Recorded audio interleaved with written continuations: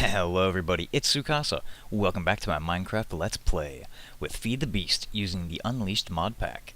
So last time we had round 4 with the King Slime. That was fun.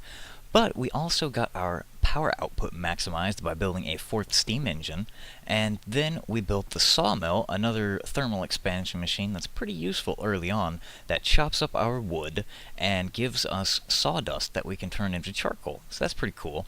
And then we talked about how to upgrade our chests so they have more storage using the iron chests mod.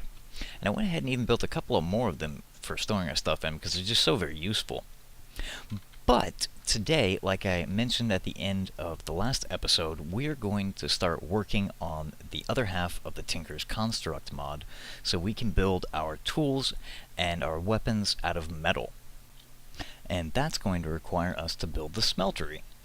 And the Smeltery is a really cool multi-block structure. And what it will do is allow us to take our ores and melt them down into molten liquid metal that we can then pour out into casts.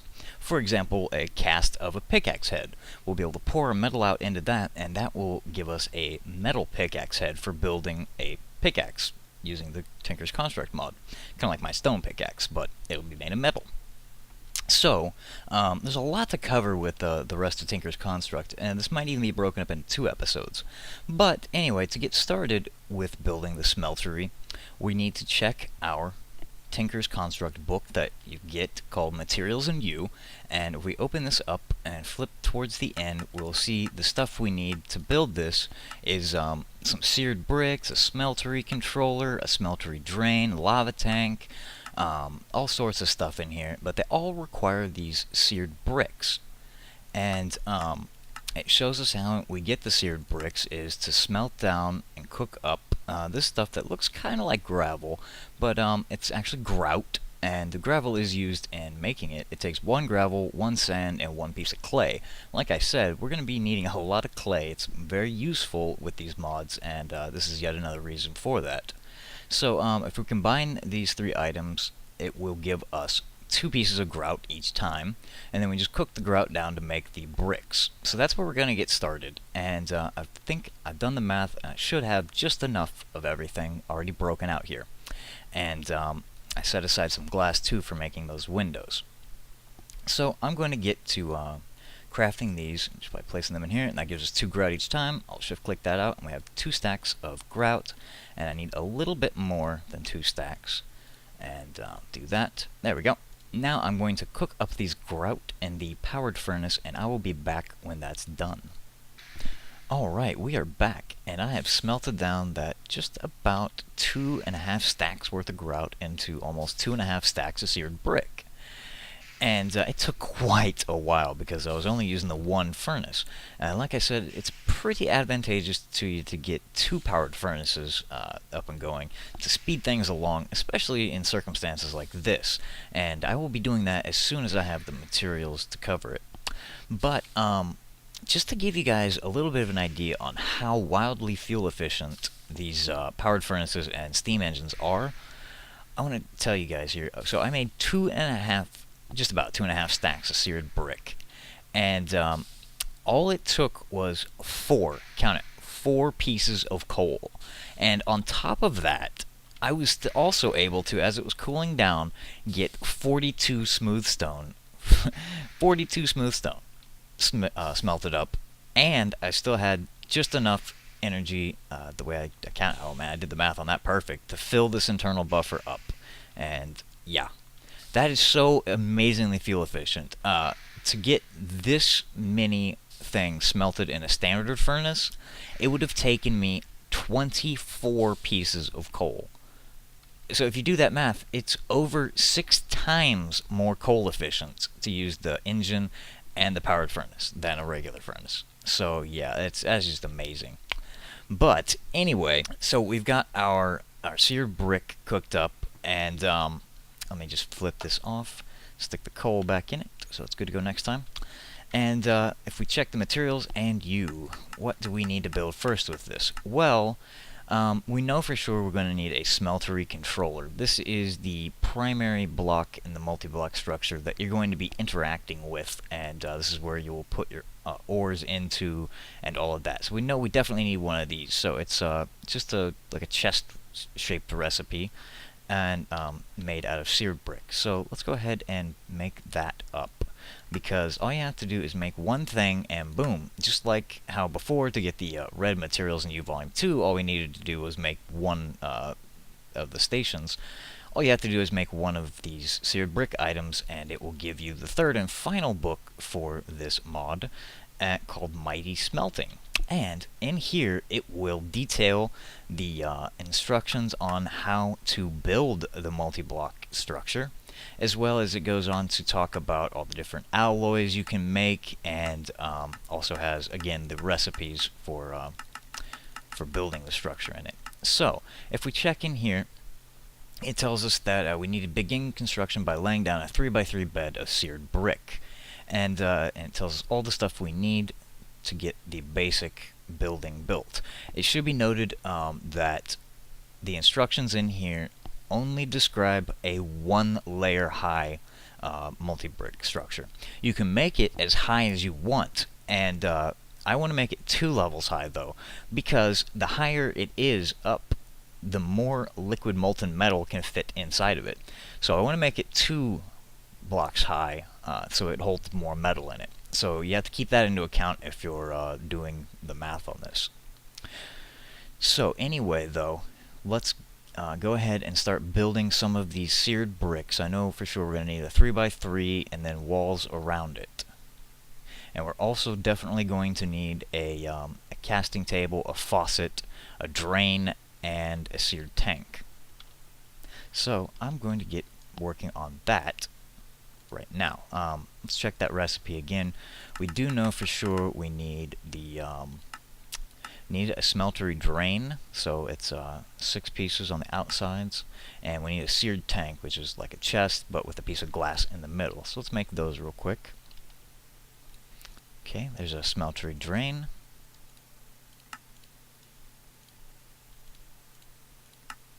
Alright, and there's our seared tank. Now, some of the other pieces we for sure are going to need is a faucet and a casting table. Okay. We see to make those, it requires basically like a bucket shape out of the seared brick. That will give us the faucet. And then the casting table is kind of like a pair of legs, leg armor shape. But we don't need a casting basin just yet. Maybe later on we will make one of those, but I'm going to omit that for right now. So I'm going to make this casting table and this seared faucet, and I'll be right back. Alright, I'm back, and I made the seared faucet and the casting table, and that's most of the items that we're going to need for this. There's a couple more things, but let's go ahead and build some of the bricks. We're going to need a lot of these, but I don't want to overmake them. So for now, I'm just going to... I only made just enough seared brick to count it out perfectly, so I got to be sure I do this just right, so I don't have to make more. Let's go with these 14 for now, and let's begin the construction. Like the book said, we need a 3x3. I think I'm actually going to burrow this into the wall, so this will be built into the wall like that. I think that's how I want to do it. Yeah, okay, this is definitely how I want to do it. So I need to make a 3x3 on the ground, so I'm going to build... Ooh, look at that coal. I'm going to build this directly into the floor, and I'm going to pick this coal up. Holy crap, okay, that was a lot of coal. I got like 24 pieces of coal out of that. Look at that. Every single space I dug out here was a piece of coal. So I gotta fill this back in. Pretty awesome, though. I needed coal. I was pretty low on it. Okay, I'm back. I filled that coal hole in. So let's lay down our bed. And it's gonna be a 3x3. There we go. And now we need walls around that. So 1, 2 here, 3, and then 2. And I'm gonna need a little bit more bricks. Okay, made some more bricks, and it's 3x3, and then here we'll do another 3, and alright, for the front of it, we're going to need to put down the seared tank. That's going to hold our source of energy, which will be lava. It's a lava tank, basically. And then I'll put another seared brick in the middle, and the smeltery controller on this side. And there we go, it lit up. If that lights up with sort of a combustion look to it, that means you've built it correctly. Yay! And that means it will work if you have it filled up with lava. But like I said, we don't want just the one level of it. We want to go one level higher. So I'm going to take my seared brick here. You gotta be careful too. Yep, it's going to start damaging you if you're inside of it, because it is working, supposedly. But, alright, let's put these, let's pull that out there, and put these here, and that should just about be it. Alright, we're going to need to put the smeltery drain right here, and you want the side that looks like a circle rather than a square. You want the square to be on the inside and the circle to be on the outside.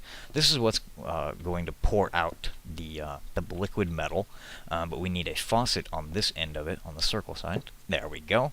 That will enable the pouring of it, and we need to have something to pour onto, so that's where we put the casting table directly below that. Awesome. Alright, so the casting table is what we'll put our casts onto, and then we'll right-click this, and the liquid metal will pour out over the casts. Sweet. So, what I want to do for this part right here is I want to put that seared window in, or the seared glass in, so we can see what's going on the inside. So, let's check that recipe again.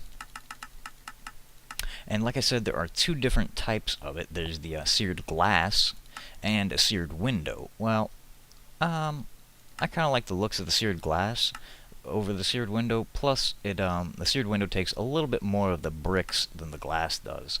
So I'm going to make 3 of the seared glass to go across the front here, and it's this recipe here with 5 pieces of glass and 4 of the bricks in the corners. So I'm going to make up 3 of those, and I'll be right back. Alright, and that's our 3 pieces of seared glass. Awesome. And then I do need to build 1 more brick here to fill up that other side. Okay, so let's fill that hole in, and then we'll put our seared glass here in the front. Whoops. How do I do that? Let's put it like that, and then click there. There we go. And then like that. Awesome. The other cool thing about this is it basically doubles the size of our tank. So I believe the tank holds 2 buckets of lava, because lava is what fuels this thing. It provides the heat to smelt the stuff, and by putting a piece of glass, seared glass, on top of that, it basically doubles that tank. So this will in turn hold 4 buckets worth of lava. And herein lies the problem, because I don't have any buckets of lava. But we did it! Yay! We built the smeltery, and it will be functioning properly as soon as we get the power source into it, which is the lava. So that's awesome. And again, because we built it too high, you see that the smeltery, the squares in here basically doubled. The higher you go, the more square spaces you get. And that's important because each piece of ore you put in here does not stack on each other. So if I wanted to smelt down 4 ore, the iron ore, I would have to put 1 iron ore here, 1 here, 1 here, and 1 here. They won't stack on each other. So that's where making it higher comes in handy. And there is no limit to it. You can make it as high as you want. I don't need it to be higher than that for right now. Maybe even ever. But anyway, that is how we do that. And that's our 3 books and how you get them. And I think that's a pretty good wrapping up point, actually. It's a little short of an episode, not too bad, but yeah, so what I need to do now is I'm going to make me some buckets. I've set aside some of this iron here. I'm going to make me up some iron buckets, and I'm going to have to go on a little expedition and find me some lava. And I also need to get more materials anyway, so that's no biggie. I'll fill up 4 buckets of lava on my mining expedition. Hopefully I shouldn't have any trouble finding lava down there in my mine. And I will be back with a new episode after I do quite a bit of mining. I'm hoping to find diamonds down there. I do need to get some diamonds for some of the next things I want to work on. I really want to get my enchanting room up and going, because I got almost 48 levels here. I'm just about to hit level 48. I really got to do something with that. I think my best bet is probably finding enough diamonds so I can build the enchanting table and a diamond pick, because I really, really need to get a fortune pick. And there are other ways around that. Of course, like I said, the Tinker's Construct items can be upgraded with modifications, and one of them happens to be a fortune-like one, but that requires materials I don't have right now. But part 2 of this Tinker's Construct Smeltery, we will talk about that in more in-depth. So once I have the lava that power this thing, we will pick up part 2, where we talk about how we go about smelting down that liquid metal and making us up some metal tools, and we'll also cover the enhancements and upgrades we can put onto those. So until next time, I bid you a farewell. I hope you did enjoy, maybe you learned something. If so, don't forget to thumbs up, subscribe for more. Till next time, this is Sukasa signing out. I hope you all have a good one.